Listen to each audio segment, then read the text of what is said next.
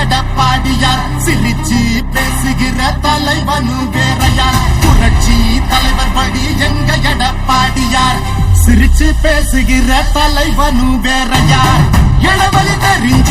ஏற்புடிச்ச பாமரன் இறங்கி கூட வரும் எளிய மக்கள் நாயகன் கண்டாட்சி அரசியல முடிக்கணுமே முடிசூடி நல்லாட்சி வேணும்னா வரணும் எங்க எடப்பாடி ஏழைகள் சிரிக்கணும்னா ரெட்டையல ஆடணும் தமிழ்நாடு ஜெயிக்கணும்னா எடப்பாடி யார்